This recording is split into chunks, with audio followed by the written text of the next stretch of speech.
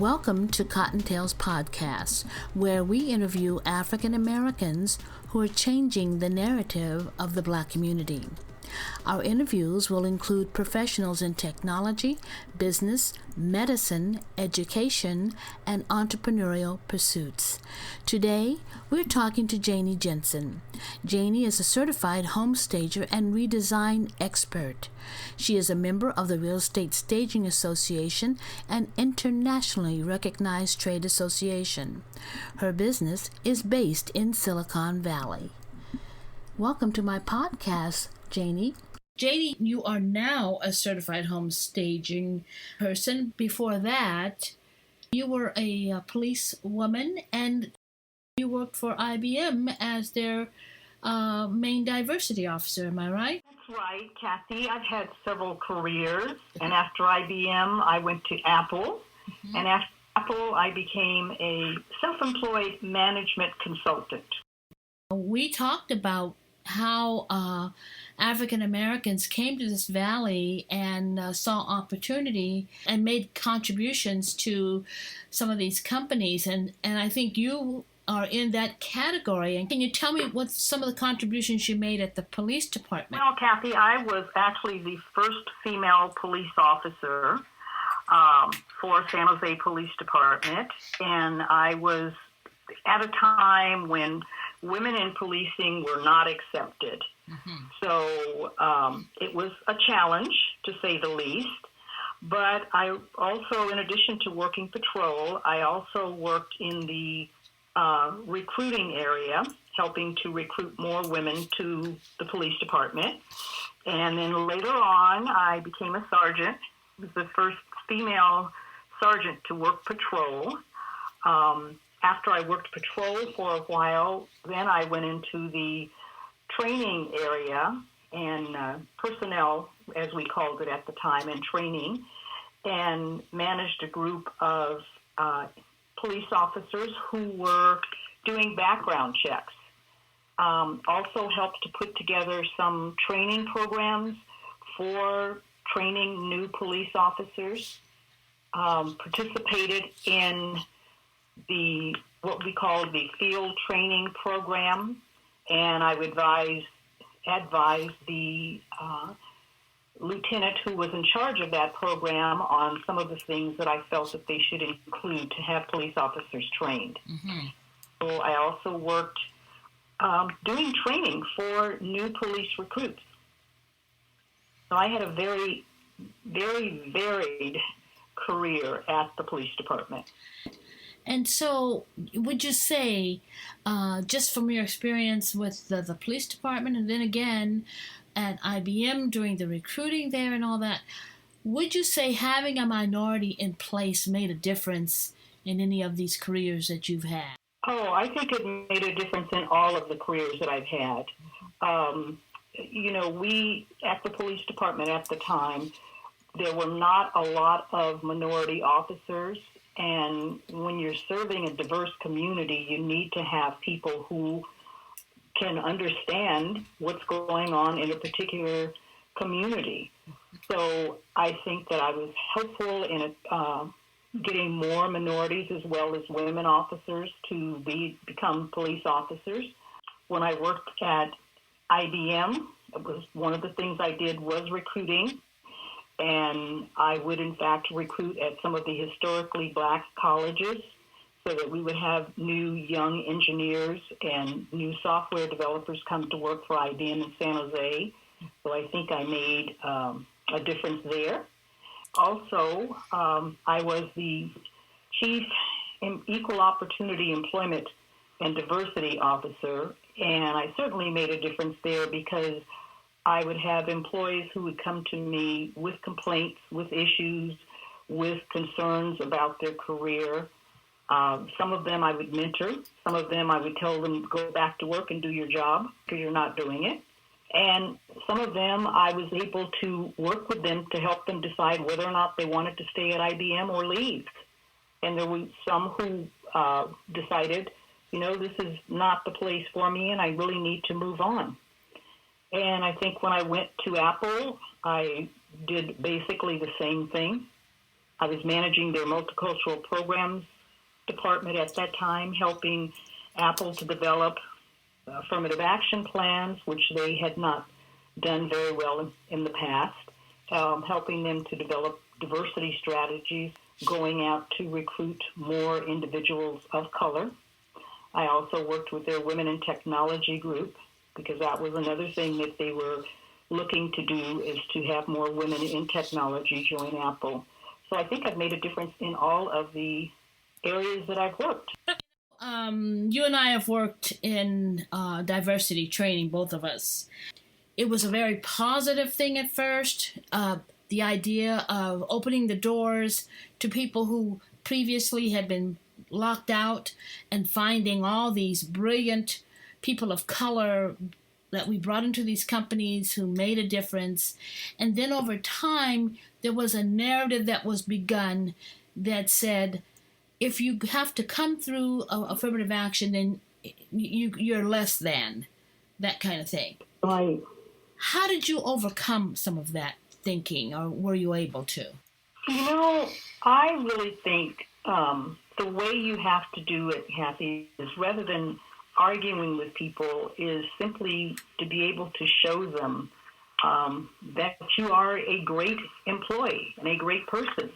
And I think that one of the things that we as minorities have always been taught by our parents, at least I was taught, is that you can't be as good as, you have to be better than.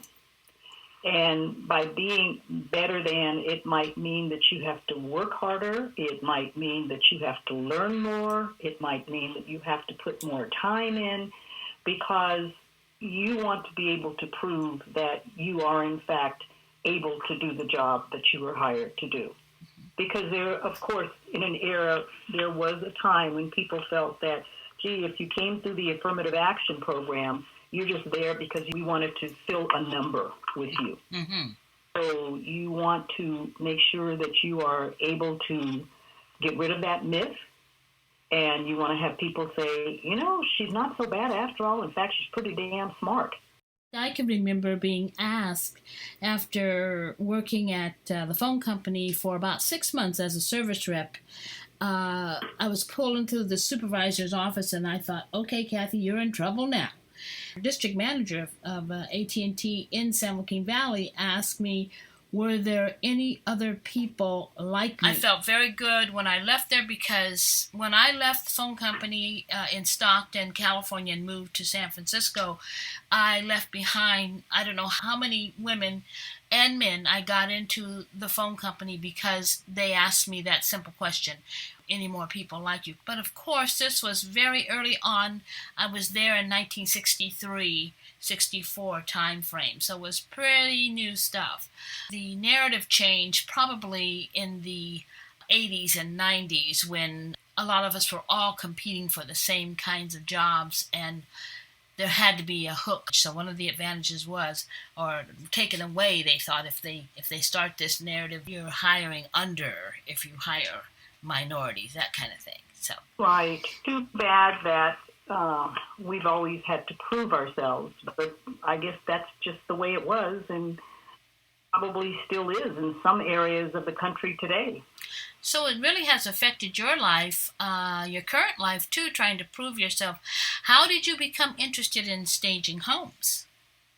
Well, I had always loved to do decorating, Kathy, and I have taken lots of classes through the University of California Extension program in decorating. I've also taken some through local community centers. Mm-hmm. So, and I've always had friends who called me to say, hey, can you come over and, help me? I'm going to move the furniture today, or I want to get your opinion on what I should do with the bathroom, or can you go shopping with me and help me pick out some accessories for the living room, whatever. So I've always done that.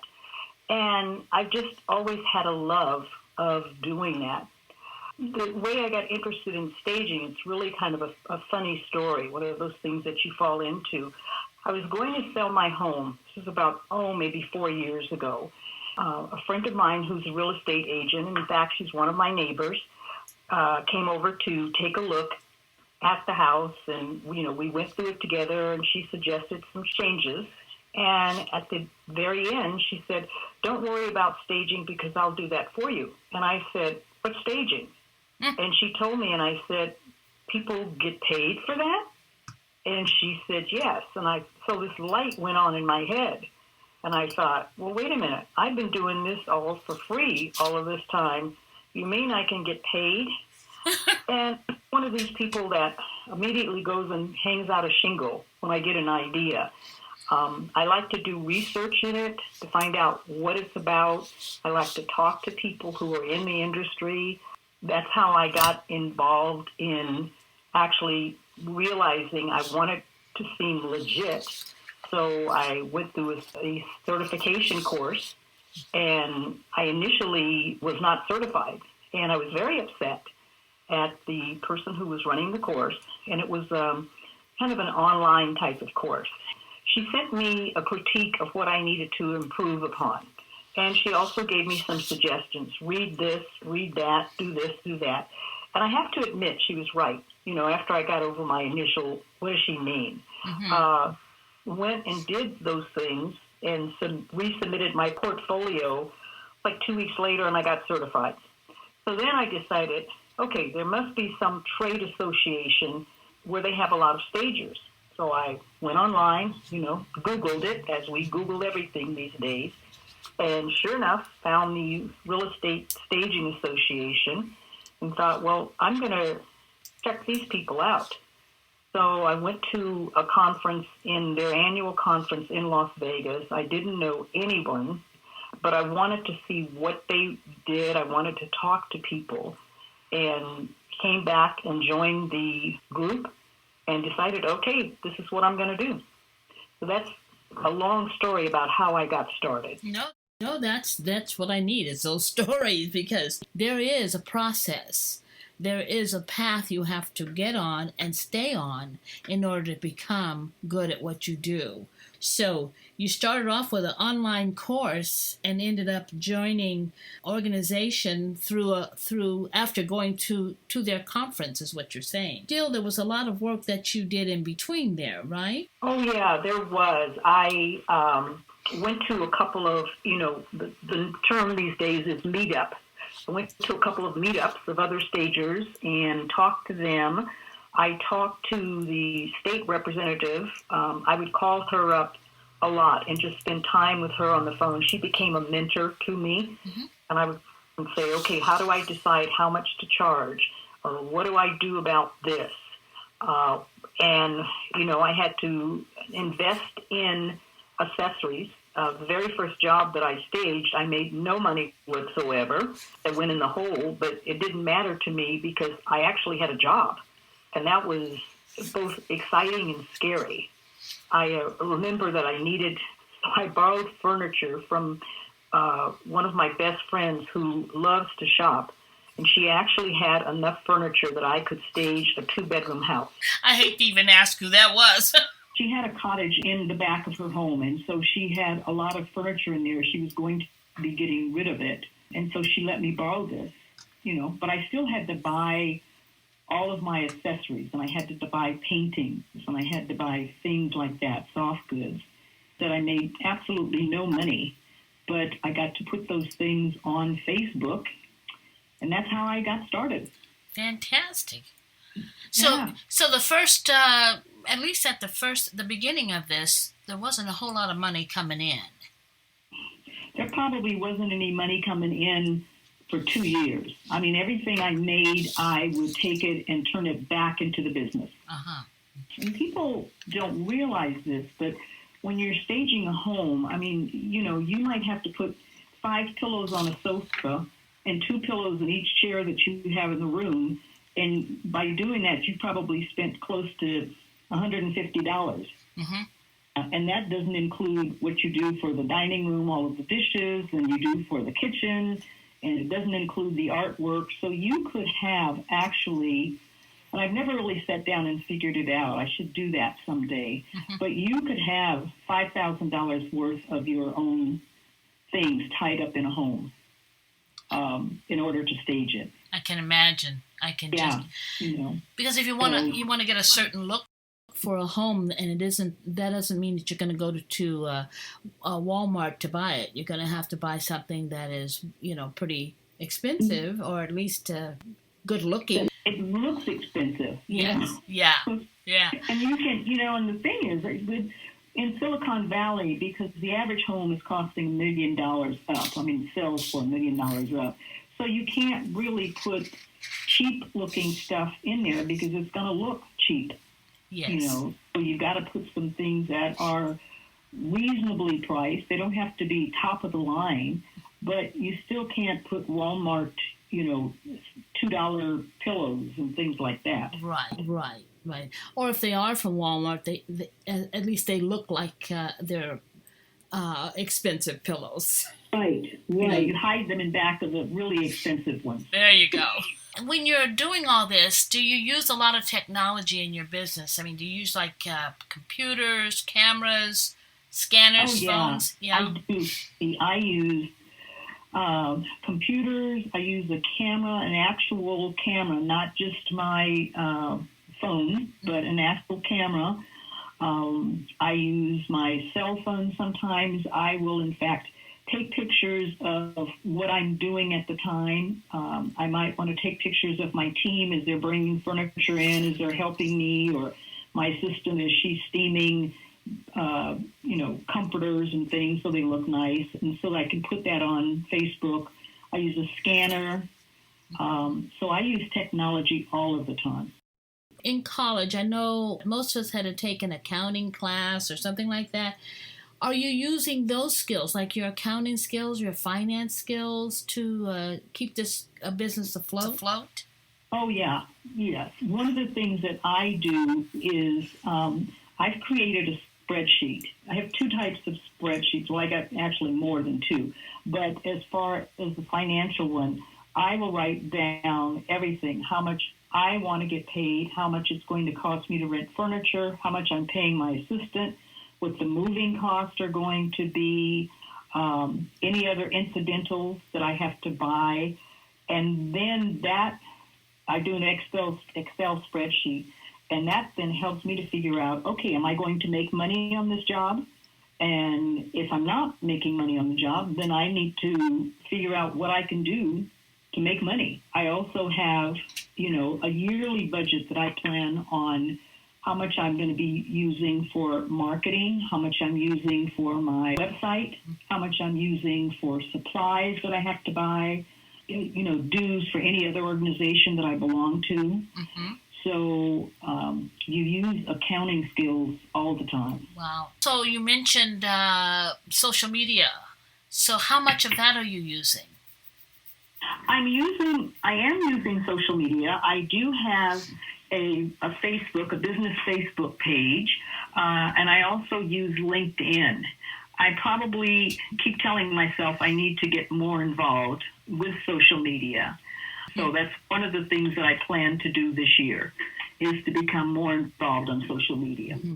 Spend more time, I think, on Facebook and doing some of the stagers are doing now, which really turns out good, is they're doing live Facebook posts as they're staging. They will do a Facebook, so it goes live. Oh. And they say, okay, this is what I'm doing. This is the house here. This is what it looks like. In, an hour, I'm going to be able to show you how much change I've made in it. And that seems to be really effective. That's my goal this year, is to be able to do that. I don't think that Twitter is really that effective to this business because, in Twitter, you're making a comment on something. And, what can I comment on? Say, these are beautiful pillows that I picked up today at Z Gallery. So, the one thing about staging, it's all visual. And it's all the visual presence that you create. Mm-hmm. So it's updating your website, and that's one of the things that's on my to-do list, is to update my website. The other thing is I have a lot of testimonials from they're real estate agents and things. So I need to get more testimonials because you like to be current. You don't like to make it seem like, oh, this is something that happened 2 years ago, because then people wonder, 2 years ago, what has she done in the last 2 years? Right. So it's a matter of just staying current rather than adding a lot of other social media. Exactly. Well, I just got an email today from a young man that I really trust, because I said I was going to have a podcast every week, and he said, nope, do it every quarter. A week or 2 weeks is too many. You need to do it once a quarter and get the fallout from that, and then go back and do it another quarter. And after thinking about it, after going through that first one and doing all that editing, and I think once a quarter is going to be good. And I think he's right, Kathy, because there is one stager, and she's very experienced, and I like what she has to say, but she does a Facebook Live post every day. And it's like, I'm at the point where I don't even listen to her stuff anymore. Because, number one, I don't have time, and I don't care if she's in such and such a place having a cup of coffee and talking to a client. You know what I mean? I gotcha. Right. I'm here with one of my real favorite realtors, and we're having a cup of coffee. Okay, that's nice, but maybe you should do a favorite, what is your favorite realtor, what does she like about stagers, or something like that. So, yeah.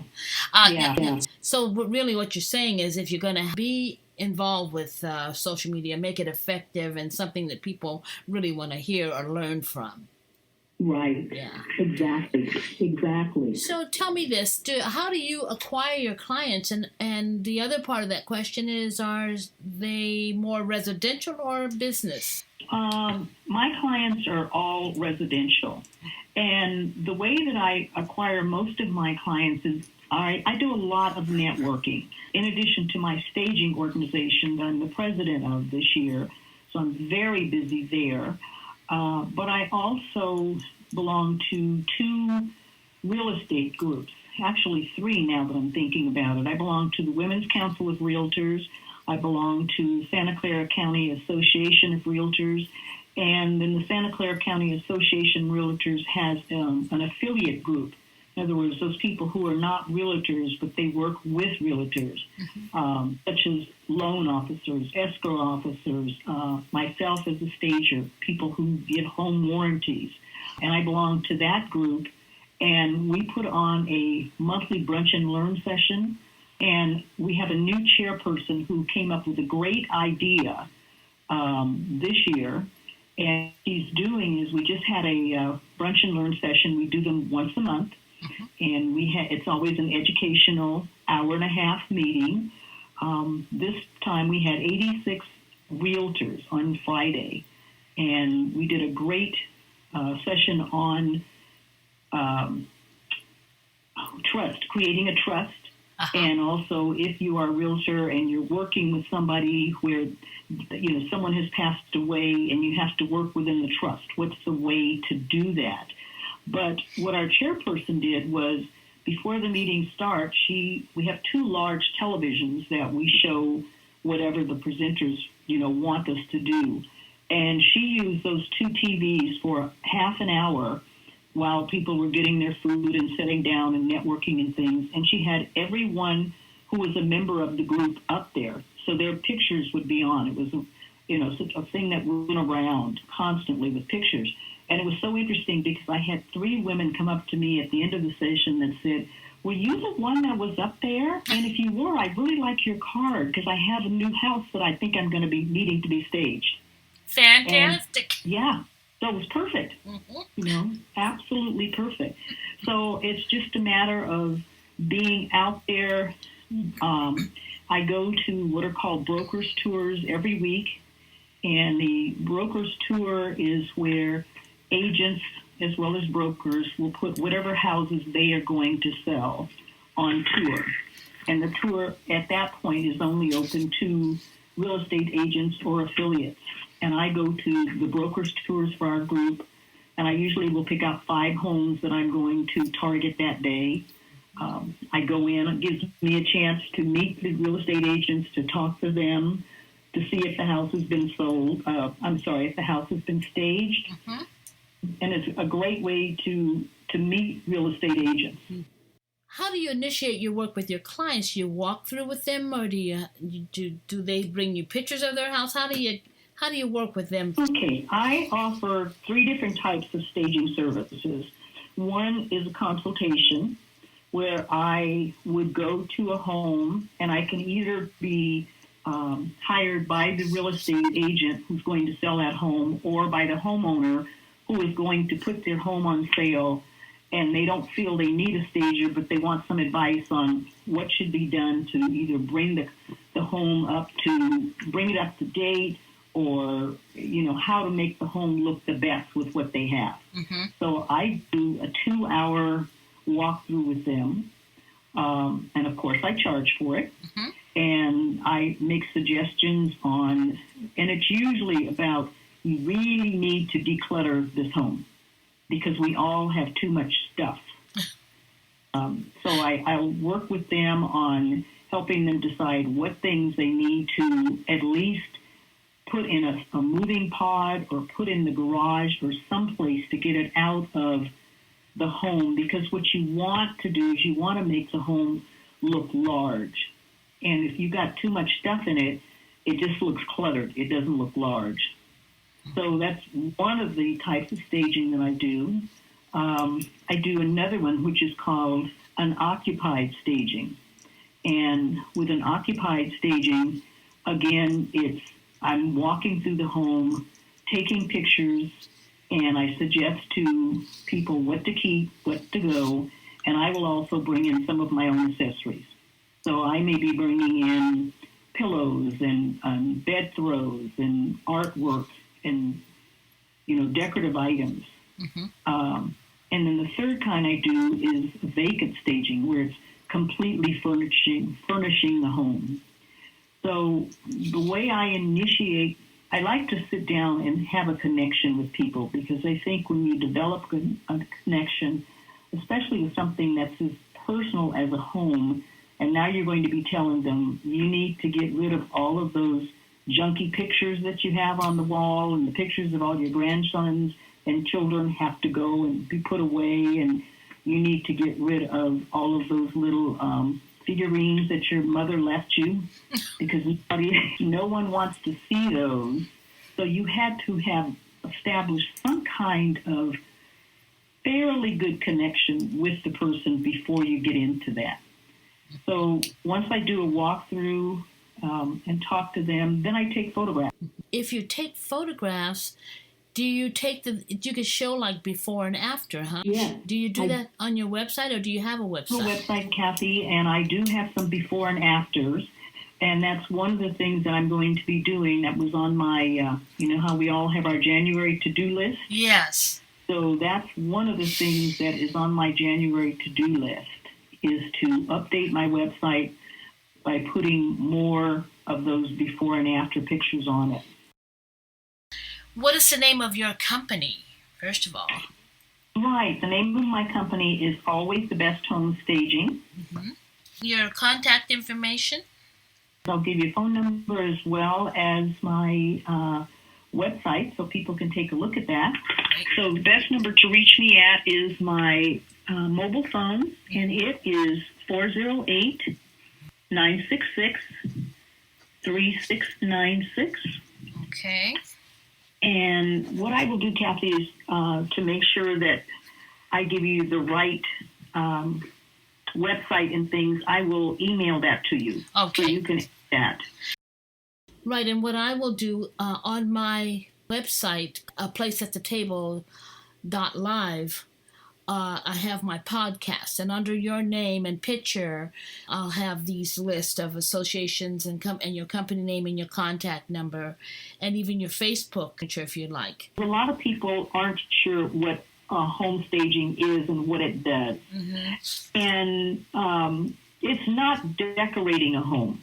Okay, that's what an interior decorator does, or an interior designer. They decorate the home so that it reflects your taste. Mm-hmm. I don't do that. What I do is I enhance the home, but not to fit the homeowner's taste, but what is going to sell to a specific clientele.